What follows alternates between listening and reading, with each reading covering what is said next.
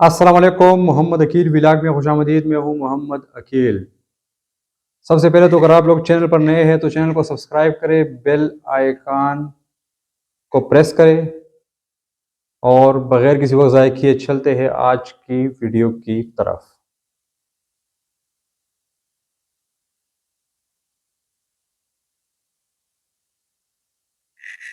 वालेकुम, खबरदार में खुशामदेद। मैं हूं आपका होस्ट आफ्ताब इकबाल। ख़वातीन और हज़रात, आज आपकी मुलाकात करवाते हैं खान बरादरान के साथ। बड़े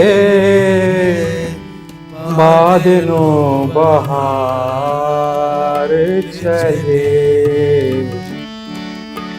चले बिया गुलशन का कारोबार चले, गुलों में रंग क्या बात है।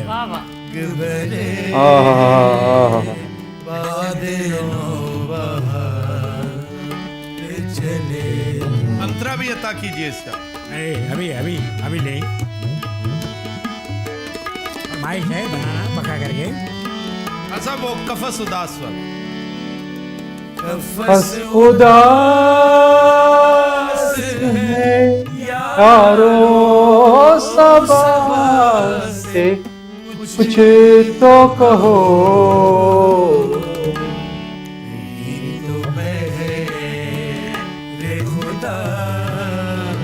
आज जिक्र चले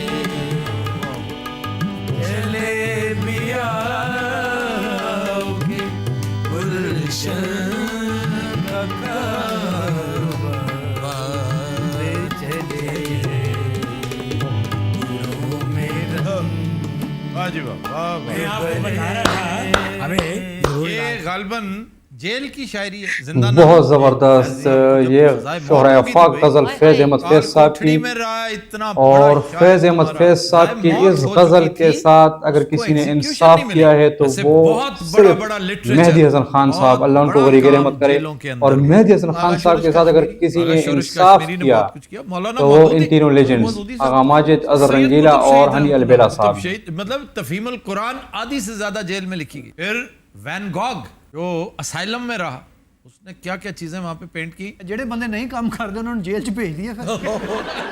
मियाँ साहब चले थे गए ये नवाज शरीफ साहब भी जेल में, देखें ये जितने बड़े लोग थे। अब नेल्सन मंडेला ने जेल में जाते ही सबसे पहले कहा, उन्होंने कहा जी कोई और चीज चाहिए, उसने कहा कागज और कलम दे दो। हर बड़े आदमी ने यही कहा होगा, बेशक मेरी चश्मे तस्वुर भी यही देखती है। मैं नाम नहीं ले रहा, इस वक्त मौजूदा मीडिया के ऊपर मौजूद हैं वो शख्स। वो कहते हैं कि मुझे मार्शल लॉ दौर में जेल फेंक दिया गया, तो मुझे डराने के लिए एक मेजर साहब आ गए। मैं शाही कले में था, तो मैंने कहा मुझे डरावा ना दो, मैं बेरोजगार नहीं होता, मैं जेल में रहकर अगर प्रूफ रीडिंग ही करता रहूं तो मेरे बच्चे पल जाएंगे। उसने कहा कि मुझे कागज और कलम दीजिए। मियां नवाज शरीफ ने एक ही रट लगा रखी है, मुझे मेरी मर्जी के केबल ने, मुझे मेरी पसंद के टीवी चैनल। मियां नवाज शरीफ तो एक बहुत इनकलाबी लीडर है, एक बड़े लीडर हैं, इनकलाबी लीडर। हम आपको पीटीवी होम के अलावा कुछ नहीं दे सकते। वो इस वक्त लंदन में बैठकर पाकिस्तानी अवाम को सहूलतें देने की ये जो बंदा जेल में जाता है दौर में है। वो कागज पेंसिल मंगन लग पैंदा है जी, उसे की मतलब खत लिखन लग पैंदा है। खत लिखते हैं ना, बड़े बड़े खतूत, जेल से बड़े शानदार खतूत। भुट्टो की किताब इफ आई एम असैसिनेटेड ये जेल में लिखी गई थी। जी जी। और इसका मैन्यूस्क्रिप्ट स्मगल आउट हुआ था, प्रहन चोपड़ा ने इसका इंट्रोडक्शन लिखना था। हमारे भाई भी गए थे जेल में, ਆਏ ਹਾਏ इन्होंने वहां जाके संगीत लिखा है, संगीत पूरा। संगीत पे कोई किताब लिखी थी? नहीं, संगीत लफ्ज लिखा था और सिर्फ लफ्ज संगीत लिखा। जी, इन्हें कंन ते लिखिया थी ना। अच्छा पहले उन्हें चपेड़ा पईयां कंन ते लिखन दी वजह तो। अच्छा उन्हें कहा मामा एक कंन तेरे प्यो दी है। अच्छा, उस तो बाद ਇਹਦੀ इमला ते इन्हें जुतियां पईयां। वो कैसे? इन्हें संगीत स्वाद ना लिखता सी। ओए स्वाद है ही संगीत है कूड़ा। वो संगीत नहीं संगीता है, अन्नी दिया। ਚਾਦਰਾਂ ਤੁਹਾਡੀਆਂ ਆਪਣੀਆਂ ਜਾਂ ਤੁਹਾਡੇ ਤੇ ਕੋਈ ਚੜਾ ਗਿਆ ਹੈ? ये चादरें भी जेन्युइन है, जनवन और जो काम हुआ है ना किनारे पे, ये कश्मीरी है। ਹੁਣ ਇਹ ਵੀ ਦੱਸਣਗੇ ਆਉਂਦੀਆਂ ਕਿੱਥੋਂ ਕਿੱਥੋਂ। हाँ हाँ, ये पहले भिम्बर के रास्ते यहाँ पंजाब आया करती थी कश्मीर से। ਤੁਸੀਂ ਕਿਤੇ ਰਾਤ ਨੂੰ ਟਰੱਕ ਤੇ नहीं लुटते? इस वक्त इसका सबसे बड़ा गढ़ जहाँ ये मैन्युफैक्चर होती हैं क्योंकि कारीगर सारे फिर इधर आ गए ना, वो है जलालपुर जट्टा, वेरी क्लोज टू भिंबर। ਇੰਨਾ ਨੌਲੇਜ ਅੱਲਾ ਜਾਂਦਾ ਸ਼ੈਤਾਨ ਦੇ ਬੱਚਿਆਂ ਨੂੰ ਨਹੀਂ ਹੋਣਾ ਇਹੋ ਜਿਹੇ ਬਾਬੇ ਫੰਕਸ਼ਨ ਦਾ ਐਡਵਾਂਸ ਲੈ ਕੇ ਫੌਤ ਹੋ ਜਾਂਦੇ ਨੇ। अच्छा इस सूरत में एडवांस तो फिर गया ना। खान साहब आप बताएं ना। क्यों जी, मैं लैके 2-3 बारी फौत हो चुका। लाहौर में जैसे बाबा जी ने अपनी प्रॉपर्टी बेची, 4-5 करोड़ रुपए एडवांस लेकर अपना अंगूठा कटवा दिया और बाद में बैक डेटेड में ये शो करवाया तो मेरा तो अंगूठा शुरू से नहीं था, ये अंगूठा जारी लगाया गया है और पैसे खाए गए। स्टोरी है सर। ये जो कंसंट्रेशन कैंप्स में होते थे ना, साइबेरियन कैंप्स में फ्रॉस्ट बाइट जब हो जाती ना, फ्रॉस्ट बाइट शुरू हो जाती, क्योंकि फिर उससे कैंसर शुरू हो जाता है। फिर वो उसका बेस्ट इलाज है कि उसे कटवा दें। तो वो काटते नहीं थे कि इतने दिन काट दिया अगर तो ये बेकार नहीं देगा, ये मेहनत नहीं करेगा, तो मर जाए, मरता है तो कैंसर। तो फिर जो समझदार कैदी थे वो अपने दांतों से अंगूठा काटते थे। ਅੱਛਾ ਇਹੋ ਜਿਹੇ ਨੌਲੇਜ ਵਾਲੇ ਬੰਦੇ ਕੋਲ ਨਾ ਡਾਕਟਰ ਵੀ ਨਰਵਸ ਹੋ ਕੇ ਫਿਰਨ ਡਿਆ ਹੁੰਦਾ। नहीं, आप फिल्म देखें, जैक रिचर, नई फिल्मों में से एक है, टॉम क्रूज की, ये 2-3 साल पुरानी फिल्म। जी जी मैं देखी। उसमें ये सीक्वेंस है दिखाया, भाई ने भी बचपन में अंगूठा काट खाया। अपना अंगूठा। नहीं, ताया जी था। वो क्यों? ਇਹ ਛੋਟਾ ਜਿਹਾ ਸੀ, ਅਸੀਂ ਇਹਨੂੰ ਰੋਜ਼ਾ ਰਖਵਾਤਾ अच्छा, ਔਰ ਠੀਕ ਅਸਰ ਦੇ ਟਾਈਮ ਇਹ ਮਰਨ ਵਾਲਾ ਹੋ ਗਿਆ। ਇਹਨੂੰ ਤਾਇਆ ਹੀ ਸਾਹਮਣੇ ਲੱਭਾ। ਤਾਏ ਨੇ ਕਿਹਾ ਵੀ ਇਹ ਸਮੋਸਾ ਖਾ ਲੈ। इन दोनों भाइयों ने मेरे लिए बहुत कुछ किया। अबे भाई ये छोटा तू दुख सारा कुछ ते लिख के दे दे, असि तेरे लिए जो कीता ना, अपनी बकवास बंद कर ला। भाई जब पैदा हुआ अम्मी फौत हो गई, ओए होए दादा जान ने इसको पाला, दूसरे दिन वो भी फौत हो गए। उसके बाद इसकी जिम्मेदारी चाचा जान के पास चली गई। वो भी फौत हो गए। वो दौड़ गए। और तुम यहाँ बैठे सिर्फ उंगलियों के कड़ाके निकालते रहते हो, कोई काम भी करते हो? ਮੈਂ ਤੁਹਾਡੀਆਂ ਗੱਲਾਂ ਸੁਣੀ ਜਾ ਰਿਹਾ, ਖੁਦਾ ਦੀ ਅੰਗੂਠੇ ਕਸਮ। ਚੈੱਕ ਕਰ ਰਿਹਾ ਜੀ। ਤੁਹਾਨੂੰ ਲਾਲ ਮਿਰਚਾਂ ਤੋਂ ਲੈ ਕੇ ਹਲਦੀ, ਪਿੰਡਾਂ ਦੇ ਵਿੱਚ ਕੱਟੇ ਗਰਦੋ ਗੁਬਾਰ, ਜਿਹੜੀ ਚੀਜ਼ ਦਾ ਤੁਹਾਨੂੰ ਨੌਲੇਜ ਨਹੀਂ ਇਹੋ ਜਿਹੇ ਬਾਬੇ ਕੁੱਤਾ ਪੈਣ ਤੋਂ ਪਹਿਲੇ ਵੀ ਹੋਸ਼ ਖੈਰ ਜਾ ਪੁੱਤਰ, ਤੂੰ ਕਿਸੇ ਦੀ ਟੈਂਪੋ ਬੋਲ ਕੇ ਹੀਟ ਹੋਈ ਜਾਂਦੇ।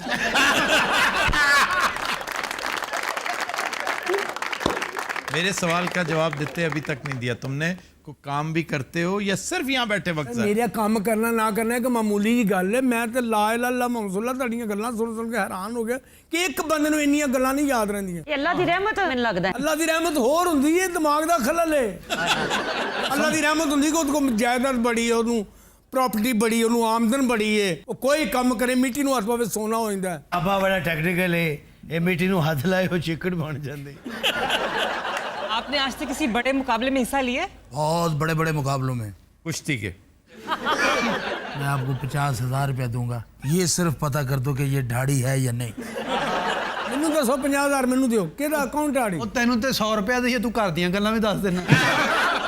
अरे अपना क्या नाम है आपका? अल्लाह देता। नहीं, मैं एक खातून की गल कर, मैं हैरान हाँ कि ये थाना अल्लाह देता कि मैं आप तीनों बहनें क्या करती हैं? मैं आपका बहुत बड़ा फैन हूँ, मेरे बारे में ऐसी बात ना ਇਹ करें। ਵੈਨ ਪਾਉਂਦੇ ਨੇ ਜੀ ਮੁਰਗਿਆਂ ਤੇ। यार ये फिर बीच में बोल पड़ता है। ਇਹ ਫਿਰ बीच में यार और सारे मर जान, ਕੱਲੇ ਨਾ ਹੋ ਕੇ ਹੋਸ਼ ਕਰ ਜਾ ਯਾਰ, ਖੁਦਾ ਦੀ 12-13 ਘੰਟੇ ਸੌਂ ਕੇ ਫਰੈਸ਼ ਫਰੂਸ਼ ਹੋ ਕੇ ਸਾਰਾ ਮੁਲਕ ਕਿਤੇ ਕੋਈ ਡਰਦਾ। और मैं तो आज ਕਹਾਂ ਸਾਬਣ ਨੌਕਰ ਵੀ ਵੱਜਣ ਦੇ ਹੁੰਦੇ ਨੇ ਆਪਸ ਚ, ਸਿਰਫ ਸਾਬਣ ਲੱਭਣ ਦੇ ਚੱਕਰ। ਪਾਣੀ ਕਿਉਂ ਨਹੀਂ ਆ ਰਿਹਾ? ਉਹਨਾਂ ਨਾਲ ਕੇ ਬਿਲਾ ਵਜ੍ਹਾ ਖੋਲ ਦਿੰਦੇ ਨੇ। हर नौकर दुआ मंगता है घरों निकल जाए, दफा हो जाए। एक नौकर को 3-3 टेलीफोन ने, हाँ निकल गया, हाँ गेट को पहुंच गया, गेट वाले फिर रोन दे। अच्छा जंग च ਇਹੋ ਜਿਹੇ ਬਾਬੇ ਸੁੱਤੇ ਪਿਆ ਤੋਪ ਥੱਲੇ ਆ ਜਾਂਦੇ। आराम से बैठो, हमारा कीमती वक्त जाया मत करो। पिंडा में सेमी वाली घोड़ी हुंदी तेरे मुंह वर्गी।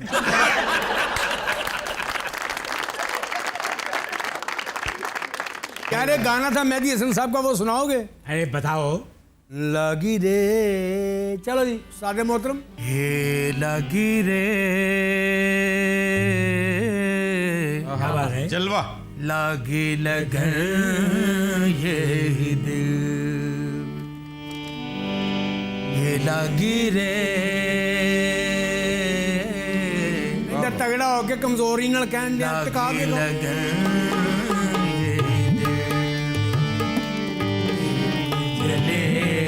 सुर सागर में दीप जले, सुर के सागर में जब मैं गीत सुनाऊं, लगी